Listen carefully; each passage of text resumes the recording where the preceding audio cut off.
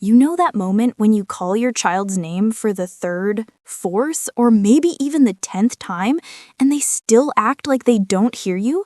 It's like you're speaking into a void, as if your voice is bouncing off invisible walls. You feel your patience cracking, your frustration climbing, and a tiny voice in your mind whispers, "Why won't my kid just listen?" If that sounds familiar, you're not alone. In fact, almost every parent struggles with this exact moment, the moment where communication stops, tension rises, and you feel like you're losing control. But what if I told you that the real reason kids don't listen is very different from what most parents assume? And even better, what if the solution is far easier and much faster than you think? Children don't ignore us because they're trying to be difficult. They're not being disrespectful on purpose, and they're not broken or badly behaved. Their brain is simply not wired the same way an adult's brain is.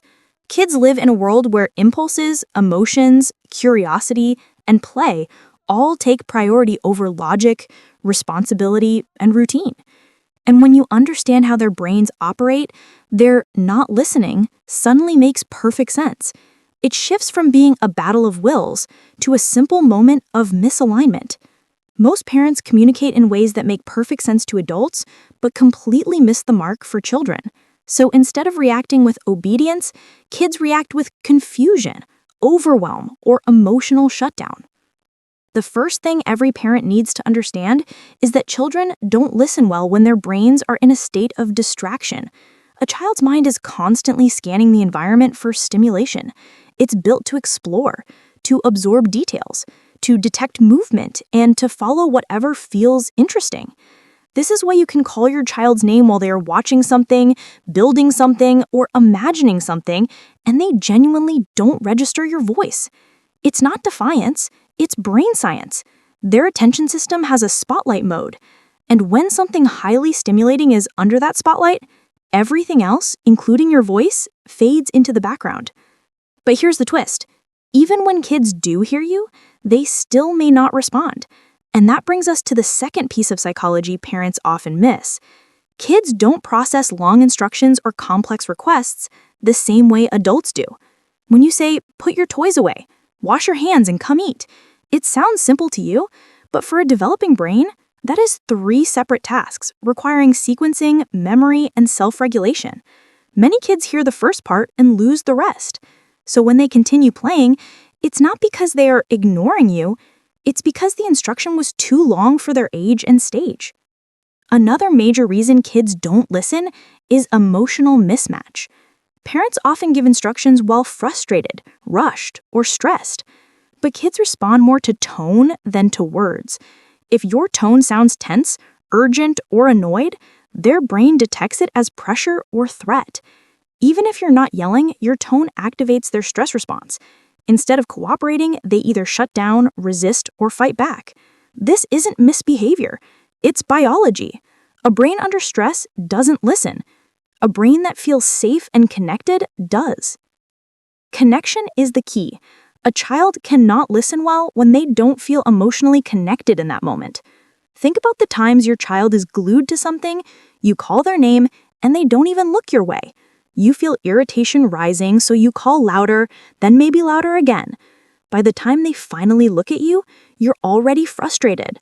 But from the child's perspective, no connection was created before the request. No eye contact, no warm approach, no soft engagement. They weren't prepared to receive your instruction. Imagine someone yelling your name from a different room, telling you to stop what you're doing immediately.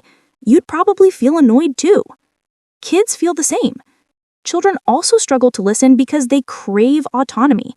The more you push, the more they pull.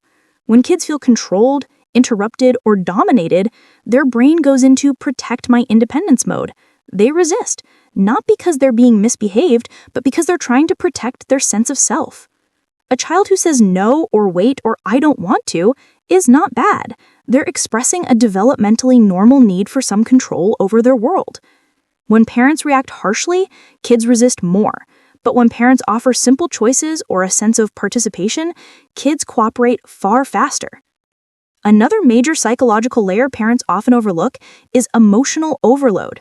Many times, kids don't listen because they're already overwhelmed by something.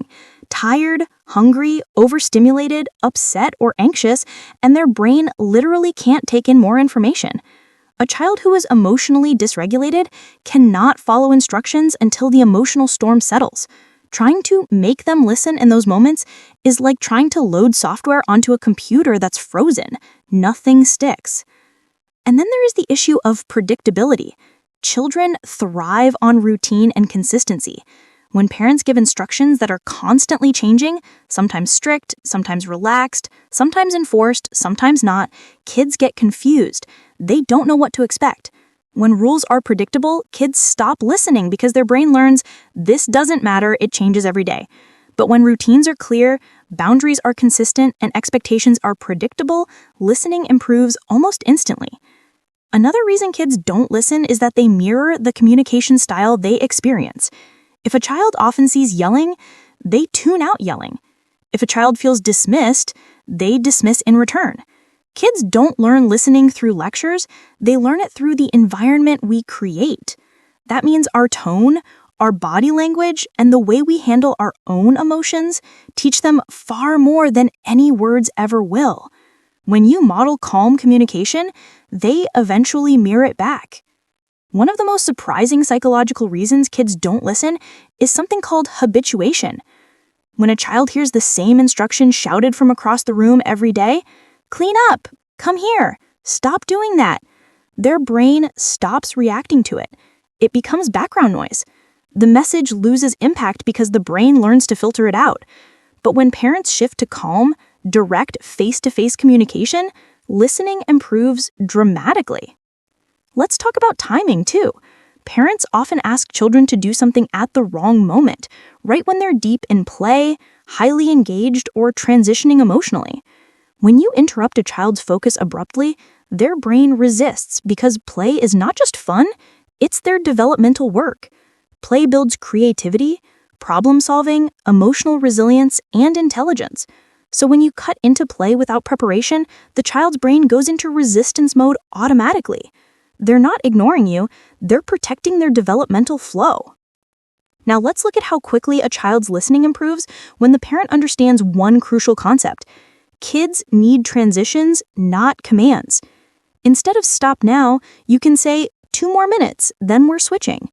Instead of come here right now, you can say when you finish that step, come to me. This small psychological shift prevents power struggles and increases cooperation. Another powerful factor is the parent's presence. Kids listen best when the parent is physically close and emotionally calm. Shouting instructions from another room rarely works.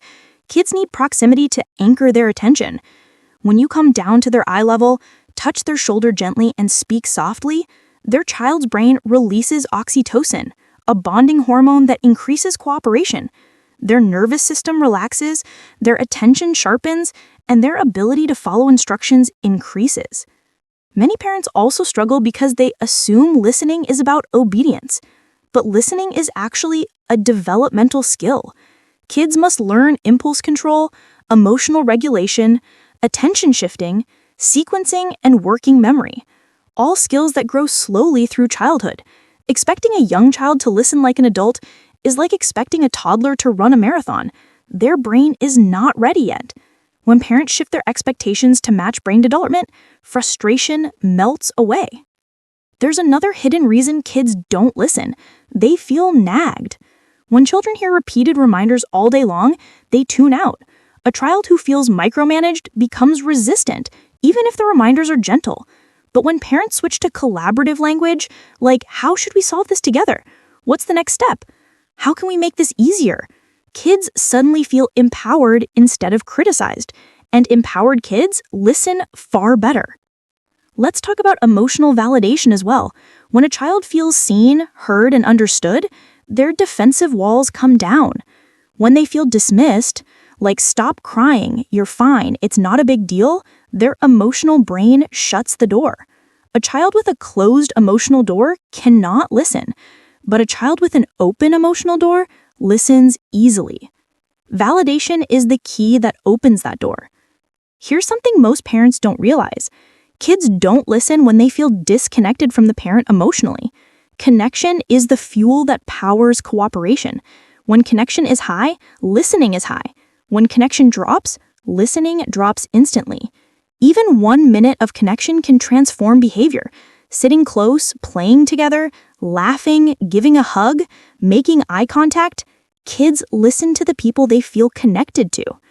One final psychological factor is expectancy overload.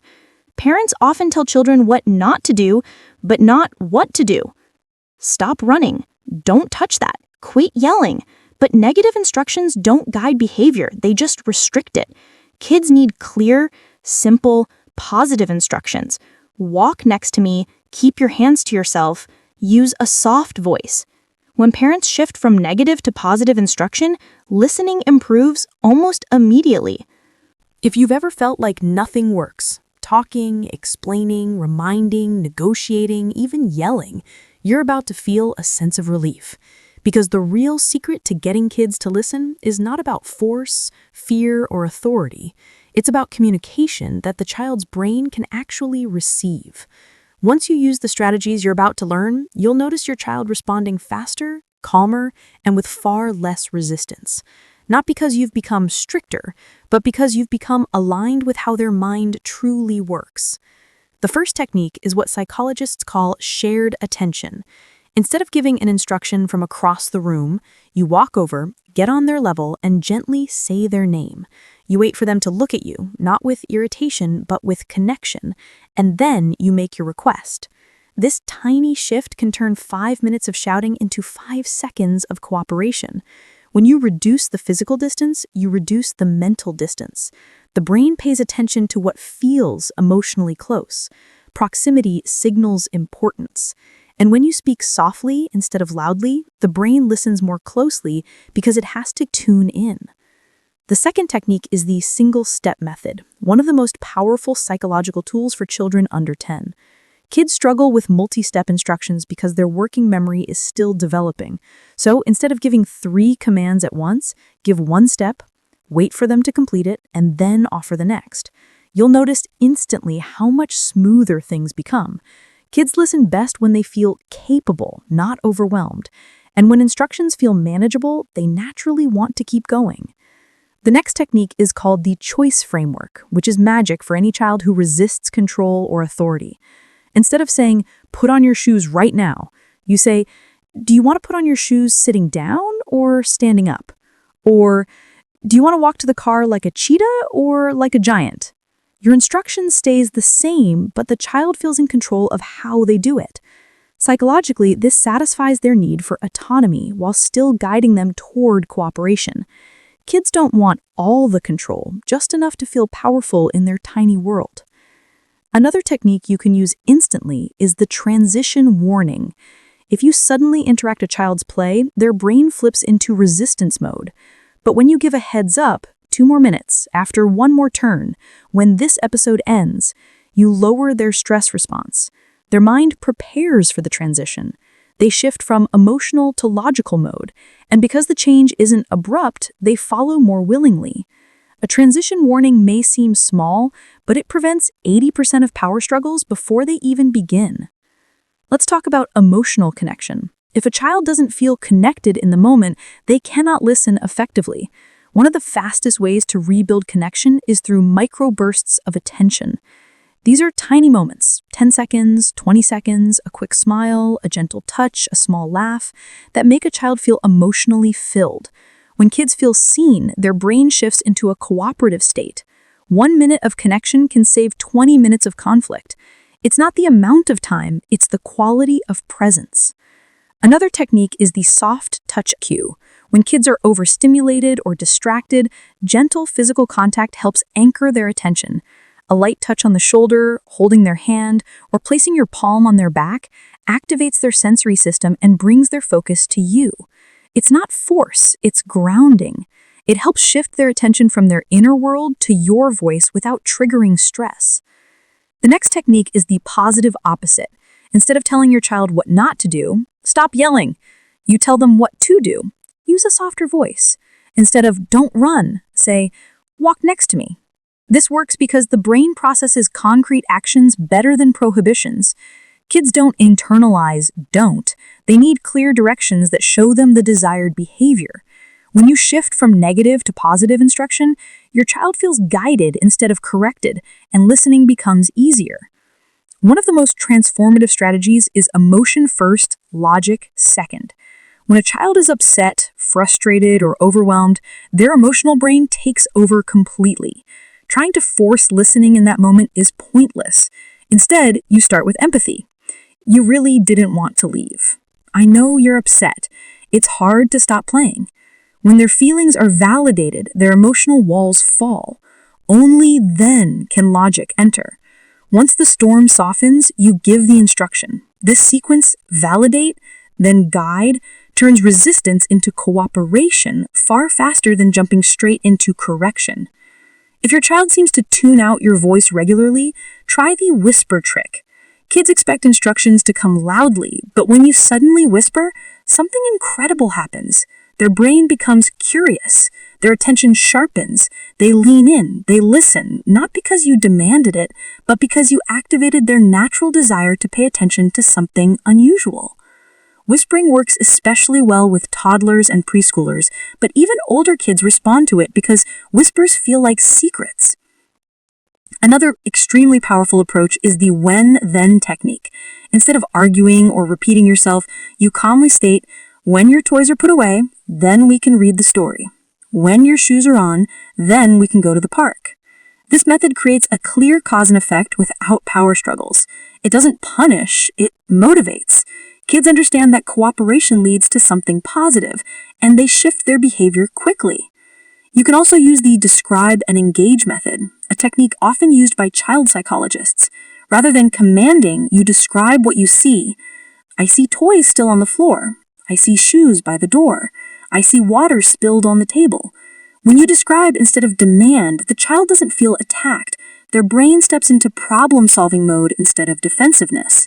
Then you engage them. What's our next step?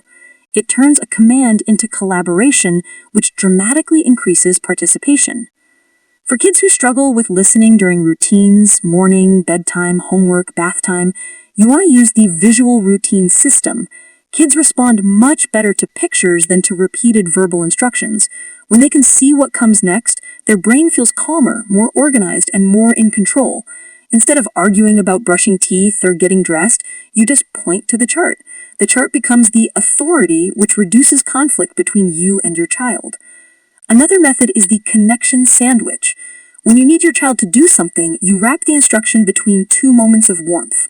Connection, then instruction, then connection. For example, you start with a smile or a gentle comment, give the direction, and then end with affection or encouragement. This sandwich protects the child's emotional brain from feeling threatened or pressured. When kids feel safe during instructions, they listen naturally. Let's talk about consistency, because it's one of the most underestimated factors in listening. Kids test boundaries, not because they're bad, but because they're trying to understand what's real. If sometimes you enforce rules and sometimes you let them slide, the kid learns that listening is optional. But when limits are calm, predictable, and steady, they don't waste energy arguing. Listening becomes their default mode. Consistency is not about being strict, it's about being reliable. Another powerful technique is the playful engagement method, which is especially effective for younger kids. Instead of, come put your shoes on now, you say, let's race to see who gets their shoes first, or can you hop like a bunny to the door? Play transforms resistance into cooperation because play is the language of children. When you speak their language, they respond instantly. A playful tone can achieve in 5 seconds what a serious tone fails to achieve in 5 minutes. For kids who ignore instructions repeatedly, try the first then countdown. You say, first we clean up, then we play again, and add a countdown. You choose 5, 4, 3. This gives the child time to shift their brain from play mode to transition mode. The countdown works not as a threat, but as a structured preparation. Kids respond because they feel the transition approaching gradually, not being forced suddenly. There's also the secret job technique, where you assign a child a role instead of giving a command.